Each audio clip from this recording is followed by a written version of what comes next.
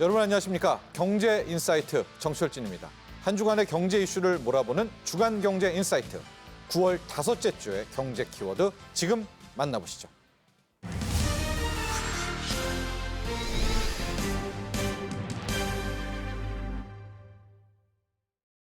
네, 미국의 중앙은행, 미국 연준이 시장 예상대로 4년 반 만에 금리 인하를 전격 단행했습니다. 0.5%포인트 금리 인하, 빅컷과 함께 앞으로 금리를 더 내리겠다 이런 의견까지도 함께 비쳤는데요.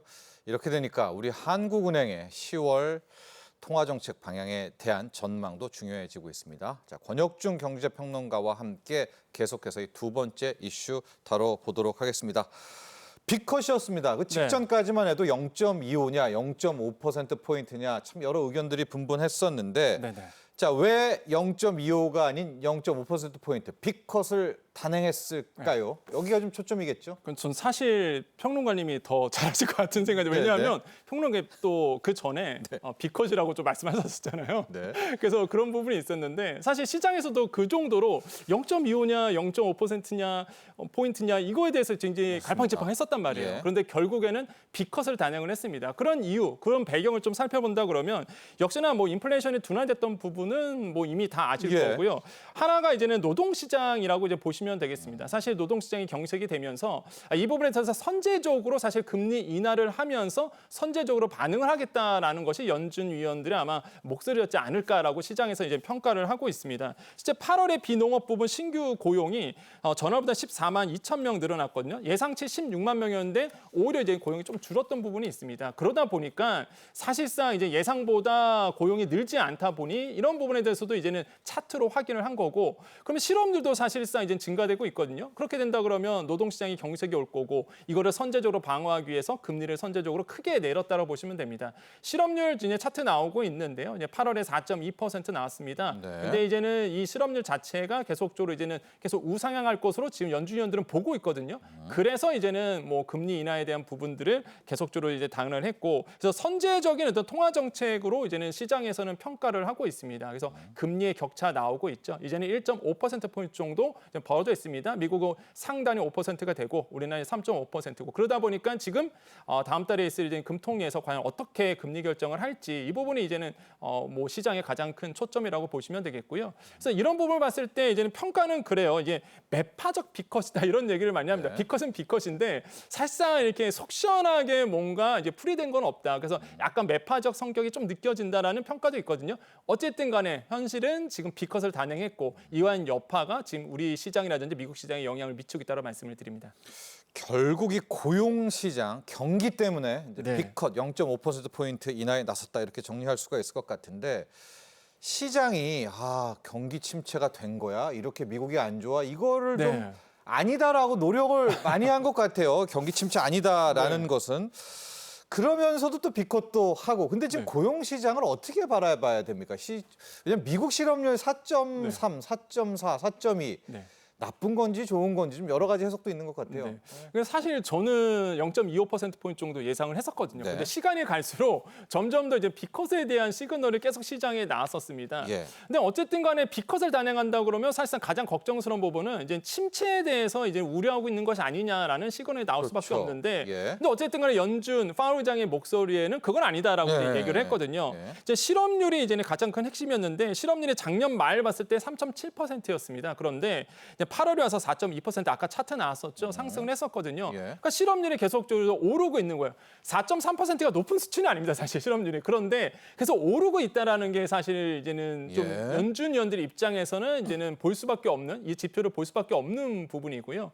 이렇게 돼서 이제는 실제 선제적으로 이제 단행을 한 거고 그다음에 이제 7월에 구인 그다음에 이직 보고서가 나왔었는데 핵심은 그거예요. 기업들이 구인은 줄이면서 해고는 늘어나는 게 또 차트로 보였습니다. 네. 그러니까 그러면은 사람들이 이제 노동시장이 경색이 올 거야. 그러다 보니까 이제 빅컷을 이제 단행할 수밖에 없었던 부분에서 노동시장의 가장 큰 핵심이었다고 봐요. 그래서 파월 의장은 고용이 강할 때 이를 지지하는 노력을 해야 된다. 이렇게 얘기를 했거든요. 한마디로 이제는 지금 괜찮을 때 일단 선제적으로 방어책을 만들겠다. 그래서 금리 인하를 단행했다. 이렇게 이제는 해석이 될 수 있는 부분이겠고요. 그래서 연준은 고용시장이 더 악화되지 않도록 예방적 차원의 어떤 금리 인하를 단행했다라고 시장에서는 그렇게 생각을 하고 있습니다. 그렇습니다. 예방적 차원의 금리 인하, 보험적 차원의 금리 인하다. 이렇게 이야기를 또 하고 있고 뭐 이렇게 되니까 조금만 고용 지표가 잘 나오면은 역시 예방적 금리 인하였어. 네. 좀 나쁘게 나오면은 아니야 경기 침체 금리 맞아요. 인하였어. 앞으로 좀 논란은 있을 것도 같기도 한데요. 그럼에도 불구하고 평론가님 이제 방향 전환은 된 거죠. 네, 그러니까 그렇죠. 이제 금리 인하는 시작된가 이렇게 봐야 되겠죠. 네, 맞습니다. 뭐 금리 인하는 이제는 피벗이 됐다라고 이제 통화 완화 쪽으로 이제는 움직였다라고 확실히 이제는 볼 수 있겠고 사실 0.25% 포인트 정도 내렸다 그러면은 아직 인플레이션에 대한 부담 아니면은 사실상 뭐 침체에 대한 부담 이런 것이 있었을 텐데 일단 과감하게 B컷을 단행을 했거든요. 예. 이런 거 봤을 때에 확실히 이제는 뭐 전환을 했다. 금리 인하에 대한 이제 시작이 됐다라고 저는 생각을 해보겠고, 그래서 물가보다는요 결국에는 이제 성장이라든지 고용에 이제 무게를 뒀다라고 이제는 판단할 수밖에 없다라고 생각을 해봅니다. 그래서 이렇게 본다 그러면 이제 파월 의장이 이런 얘기를 합니다. 기준금리의 목표 범위에 대한 추가 조정을 이제 고려하고 있다, 뭐 신중히 평가한다라고 보면서 사실상 뭐 약간 뭐랄까 뉘앙스를 좀 남겨놨거든요. 그래서 사실상 이제 매파적 비컷이라는 말이 그래서 이제는 시장에서는 예. 나오고 있는 것이고, 하지만은 긴축은 이제 종료가 됐다라는 걸 확실하게 이번에 B컷을 통해서 우리가 확인을 했던 거고, 그래서 시장은 발빠르게 움직일 수밖에 없는 거죠. 그래서 금리 인하 시그널과 맞춰서 아마 자산 시장이 변동이 있을 거라 보고 있습니다. 그래서 연준은 이제는 확신을 가졌던 것이 결국에는 인플레이션 2%를 향해 가고 있다는 큰 자신감을 가졌다는 얘기를 했거든요. 그래서 이제는 뭐 물가 때문에 이제는 금리를 결정하기보다는 고용이라든지 경기, 경기다. 이 부분에서 아마 목표치를 가지고 움직이지 않을까 생각을 하고 있습니다. 네. 올해 같은 경우에는 11월에 미국 대통령 선거가 있는데 두 번의 FOMC 회의가 있잖아요. 두 네. 번은 더 결정을 해야 될 텐데 올해 남은 두 번의 회의에서는 어떻게 될까요? 그건 지금 시장은 그렇게 예상하고 있어요. 이제 점도표를 보더라도 올해 1%포인트 정도 인하입니다. 그러면 이번에 0.5%포인트 정도 50 베이시스 포인트 내렸잖아요. 그러면은 일단은 남은 두 기간 동안 회의 동안에 0.25%포인트 한 번씩 이제 내릴 것으로 지금 보고 있거든요. 네. 이런 부분을 봤을 때에 아마 남아있는 그 연준 FOMC 회의 때 0.25%포인트 한 번씩 내릴 거다라고 이제는 지금 예상을 하고 있고요. 내년도 1%포인트 정도 인하를 예상하고 있습니다. 지금 뭐 FOMC 회의 점도표 이렇게 나오고 있는데요. 네. 이 점도표를 본다 그러면 확실하게 느껴질 수 있는 부분이겠죠. 그래서 미래에 사실 연준 위원들의 미래에 이제 금리 예상을 나타내는 거다라고 보시면 되겠고요. 저거 안 지켜도 되는 거죠. 그렇죠. 일단, 저거는 변합니다. 항상 예. 회의 때마다 사실 점도표는 변할 수밖에 없는 부분이고, 어쨌든 간에 이제는 19명의 전준 위원들이 네. 미래의 금리를 예상했을 때 점점 더 우하향하는 이제는 금리의 표를 이제 만들었다라고 보시면 돼요. 그래서 중간값도 내려가고 있는 것도 이제 눈에 보이기 때문에 이런 부분에 대해서는 확실하게 이제 금리 인하의 시그널을 탔다라고 좀 생각을 해보겠고요. 네. 저는 그래서 이번에 봤을 때 파월 의장의 목소리가 굉장히 중요했거든요. 그러다 보니까 그래서 통화 정책 조정을 뭐 서두르지 않겠다 이러면서 약간 아까도 말씀드렸지만 약간 너무 완화적인 제스처는 취하지 않았던 부분도 사실 느껴지고요. 뭐 필요하면 일시 중단할 수도 있다 이런 얘기도 했거든요. 사실 그래서 이런 부분도 잘 감안을 하셔야 되겠다고 말씀드리겠습니다. 네. 근데 시장이 참 빠릅니다. 지금 연준의 빅컷, 베이비컷 뭐 이런 얘기 하다가 완전히 관심이 또 일본으로 넘어갔습니다. 일본 중앙은행, 일은행, BOJ. 우리 뭐 웬만한 국가들은 금리를 낮추고 있는데 일본만 지금 독특하게 금리를 올리고 있지 않습니까? 조금 전에 끝난 일본의 통화정책회의, 일본의 금리 정책도 굉장히 중요한데 자, 일본이 왜 이렇게 더 중요하게 됐는지도 설명해 주시고요. 일단 결국은 이번에는 올리지 않았습니다. 알겠습니다. 동결이 됐죠. 이 내용도 함께 일본 통화정책 가볼까요? 왜 그러냐면 사실 지난달에 아시겠지만 블랙 먼데이가 있었을 때 NK 트레이드 청산 문제가 또 하나의 요인이었거든요. 네. 그러다 보니까 일본의 일본은행이 과연 금리를 향배를 어떻게 할 것인가. 만약에 금리를 올린다라고 본다 그러면 자금이 사실상 NK 트레이드 청산의 문제가 일어날 수밖에 없는 부분입니다. 그럼 뉴욕 시장에서 자금 빼서 사실 청산해줘야 되거든요. 이거 갚아줘야 되거든요. 네. 그래서 일본 은행의 목소리가 중요했고 이번에 이제 동결을 했습니다. 그래서 이제는 시장은 안도감을 표현하고 있는 부분이 있겠죠. 만장일치였네요. 다행히. 네, 맞습니다. 그래서 이제 만장일치로 이제 진행이 됐는데 사실 엔화 가치를 물론 장기적으로 보면은 엔화 가치는 올라갈 거라고 지금 보고는 있지만 지금 상황을 봤을 때에 지금 일본 금리에 대해서 인상은 굉장히 어려운 부분이라고 지금 시장에서는 내다보고 있어요. 그래서 엔크레디트 트레이드의 청산에 대한 우려 부분들이 지금 시장에 녹여져 있고, 그래서 아까도 말씀드린 것처럼 이제 블랙 먼데이가 재현될 가능성이 있겠느냐라고 보는 분들도 있거든요. 하지만은 동결을 통해서 어느 정도 안정감을 찾았다라고 저는 생각을 해보겠습니다. 네. 그래서 이제 우에다 총리의 목소리가 굉장히 중요한데 네. 지금 이제 우리가 방송하는 중간에 아마 지금 목소리가 기자회견 중이네요. 네. 기자회견 네. 중으로 이제 알고 있는데 과연 우에다 총리가 어떤 얘기를 할지, 만약에 추가적으로 금리 인상을 할 수 있어라는 목소리가 그런 뉘앙스만 비춰도 사실상 그렇게 되면 엔화 가치는 오르게 되고, 네. 그렇게 된다 그러면 엔크레디트 트레이드 청산의 이슈가 다시 한번 또 나올 수밖에 없습니다. 그러면 나스닥에 있는 자본이 사실상 이제 빠지게 되거든요. 네. 그래서 이제 과거처럼 블랙 먼데이가 이슈가 있었던 거죠. 그래서 굉장히 초미의 관심사가 지금 이제 일본 은행의 우에다 총리의 목소리에 담겨 있다고 생각해 봅니다. 그렇습니다. BOJ 일본 중앙은행은 오히려 반대입니다, 여러분. 이쪽이 일본은 금리를 올리는 방향성에 있는데 이번에는 동결을 했습니다. 조금 전에 끝난 동결이었고, 그러나 중요한 건 방향성이겠죠. 이 총재 우에다 총재는 어떤 생각을 갖고 있는지 몇 시간 뒤에 결론이 나오게 됐을 것 같은데, 이게 또 다음 주 앞으로 또 중장기적으로 영향을 미칠 것도 같습니다. 다음은요, 평론가님, 이제 우리 한국은행인데. 네. 한국은행은 이제 9월에는 회의가 없고 이제 10월이지 않습니까? 네네. 우리의 금통위가 원래는 쉽잖아요. 미국이 0.5 내렸으니까 우리도 인하할 것 같은데 네네. 그동안 이창용 총재가 이 집값과 이 가계부채 얘기 많이 했단 말입니다. 맞습니다. 우리는 어떻게 될까요? 우리 기준금리 인하할까요? 저는 개인적 생각은 이제 인하할 것이다라고 보고 있습니다. 우리도. 네, 이제? 왜냐하면 물론 네. 가계부채의 문제는 있어요. 그래서 네. 금융적인 문제, 이런 문제에도 아마 고려를 할 수 있겠지만, 일단 지금 침체에 대한 부분들, 그다음에 가계 경제에 대한 부분들이 있다 보니까 우려스러운 부분이 있거든요. 그래서 아마 금리 인하를 통해서 좀 내수 경기에 살리지 않을까라고 보고 있습니다. 어쨌든 간에 이제는 한은 같은 경우가 지금 좀 딜레마에 빠져 있죠. 예. 지금 상황을 본다 그러면. 그래서 연준이 이제 피벗을 단행했습니다. 그럼 결국에는 우리나라의 뭐 각종 지표를 보고 아마 한은이 이제 판단할 것으로 보고 있고요. 지금 뭐 미국 대선도 걸려 있죠. 중동 사태 아직 끝나지도 않았죠. 뭐 전쟁 계속적으로 이루어지고 있죠. 그러다 보니까 이런 부분도 대외적인 변수도 또 신경 쓸 수밖에 없는 구조로 가고 있습니다. 그래서 지금 상황 같은 경우는 경기가 안 좋잖아요. 그러면 이제 그 금리를 인하해서 사실상 경기 살리기에 나서야 되는데, 이런 부분에 대해서는 한은은 공감을 하고 있단 말이에요. 이 부분은 네. 계속적으로 인터뷰를 통해서 공감하고 있다 얘기를 했습니다. 특히 취약계층에 대한 우려스러운 목소리를 계속 내왔거든요.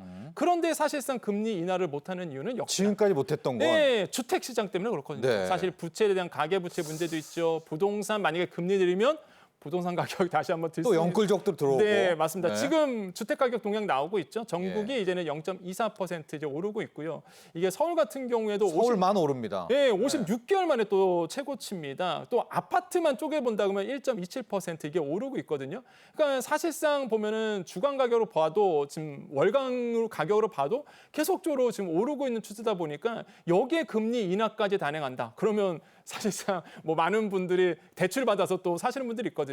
지금 보시면 5대 은행의 가계대출 잔액이 나오고 있는데요. 이게 지금 8월 말과 비교해서 12일 기준으로 본다 그러면 2조 정도가 더 올랐습니다. 그나마 좀 잡혔는데요. 예, 그나마 좀 잡힌 거죠, 사실. 예. 보통 이제 한 달 만에 4조 이상 어마어마했죠. 네, 예. 어마어마했는데, 아무래도 제가 봤을 때는 이제 DSR 2단계, 스트레스 DSR 2단계 적용이 되면서 이런 어떤 심리적 압박이 좀 작용하고 있었던 것 같아요. 그래서 일단은 증가폭은 좀 둔화되고 있는 부분이 보입니다. 어쨌든 간에 그래도 가계대출은 최대거든요, 주담대가. 네. 그래서 사실상 이런 주담대 이슈 때문에 만약에 금리 인하를 멈출 수도 있는, 그러니까 하지 않을 수도 있는 이슈가 되긴 해요. 하지만 이렇게 그 양축을 좀 비교해 본다 그러면 제가 봤을 때는 지난번에 한번 한은이 금통위에서 양보를 해줬다고 저는 생각을 해봐요. 네. 그래서 이번에는 이제는 금리 인하가 단행되지 않을까라고. 왜냐하면 내수 경기는 지금 살려야 될 타이밍이라고 저는 생각을 하고 있어서 네. 지금 시장에서도 그렇게 보시는 분들이 굉장히 좀 많다라고 생각을 해보겠습니다.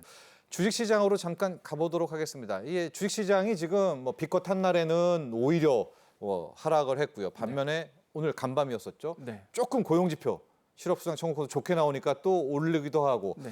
당분간은 이 지표로 계속 오르락내리락 할 것 같습니다. 어떻게 네. 보십니까? 증시는요? 맞습니다. 사실 이제 굉장히 아이러니했었죠. 사실 빅컷이 단행된다라고 본다면 물론 시장에 선 반영되다 보니까 네. 뭐 주시장에서는 이미 끝난 이슈야 그럴 수도 있겠지만은 그래도 이제는 0.5%포인트 내렸단 말이에요. 그럼 당연히 주식시장에 호재로서 작용해야 되는데 사실 그제 시장을 본다 그러면 그 당일 시장을 당일날? 본다 그러면 네. 그렇게 좋지는 않았던 시장이었고 네. 다만 이제 하루 지나서 이제 어제 뉴욕 시장을 본다 그러면 주식시장이 크게 반응했던 부분이 있습니다. 급등. 오히려 급등을 했었죠. 근데 역사적으로 본다 그러면 사실상 그래왔어요. 금리가 인하됐을 때 사실상 그러면 크게 올랐느냐? 그렇지 않았다라는 거죠. 사실 네. 경기 침체 진입 이후에는 오히려 증시가 하락하는 원인으로 작용했습니다. 그러니까 이게 금리가 인하된 이유가 그런 거예요. 아까 평론가께서 잘 말씀하셨는데 이런 겁니다. 만약에 침체 때문에 금리 인하했다 그러면 증시가 더 안 좋은 거죠, 네. 사실상. 그래서 이런 역사적 이제 평가도 있고요. 95년도 이후에 기준금리 인하 사이클을 좀 본다 그러면 2001년도 닷컴 버블이 있었습니다. 2007년도에 10월 달에 금융위기 있었죠. 그다음에 2020년 코로나19 등이 있었거든요. 사실상 이럴 때 이제 금리 인하가 좀 단행됐던 부분이 있었고요. 그래서 뭐 뉴욕 증시 본다면 그 당시에 좀 뛰다가 다시 약세로 돌아갔던 추세가 있었습니다. 그래서 아마 이번에도 그런 추세로 가지 않을까라고 시장에 전망을 하신 분도 있는데 하지만 이제 어제 뉴욕장을 본다 그러면 뉴욕 3대 지수 다 크게 뛰었고요. 특히 나스닥 네. 지수는 2% 이상 뛰면서 기술주 중심으로 굉장히 크게 뛰었단 말이에요. 이런 점들이 시장에 이제 호재로서 좀 작용을 하고 있다라고 좀 생각을 해보겠고요. 네. 그래서 이런 부분에 대해서 굉장히 좀 의미가 있다라고 저는 생각을 해보겠습니다. 그래서 지금 만약에 지금 시장으로 간다 그러면 저는 우리나라 주식시장이 가장 큰 문제라고 보거든요. 네네. 그래서 이런 우리 주식시장에 굉장히 좀 금리 인하에 대한 혜택을 못 받고 있는 부분, 그래서 아마 많은 분들이 공감을 하실 텐데 아마 이런 부분에 대해서도 우리나라의 저는 고민들이 좀 크지 않을까로 좀 생각을 해보겠습니다. 그렇습니다. 뉴욕 증시는 이제 빅컷 큰 폭의 금리 인하 한 날은 빠지고 네, 맞습니다. 다음 날은 고용 지표가 조금 잘 나오니까 또 오르고. 네. 근데 이것도 모릅니다. 맞습니다. 오늘 밤에 또 고용이나 뭐 경기 뭐 나쁘게 나오면 빠지고 뭐 네. 이렇게 일희일비할 것 같은데 문제는 아까 K 증시 우리 국장이라고 권혁준 평론가께서 이야기해 주셨잖아요. 우리는 지금 금리 인하의 문제가 아니라 이 반도체의 문제거든요. 네. 오히려 마지막 남은 시간 동안 이거 좀 정리해 보도록 하겠습니다. 네. 지금 제가 살짝 봤는데 오늘 국내 증시에서도 삼성전자 주가가 또 빠졌고 네. 외국인들 삼성전자 주식을 지금 무섭도록 팔고 있거든요. 네. 모건 스탠리라는 곳에서 이제 반도체 경기 꺾였다. 뭐 이런 리포트도 나오고 있고 이게 지금 오히려 투자자 주식 입장에서는 네. 완전히 반도체입니다. 네. 참 이 반도체 답답합니다. 맞습니다. 꺾인 건가요? 지금?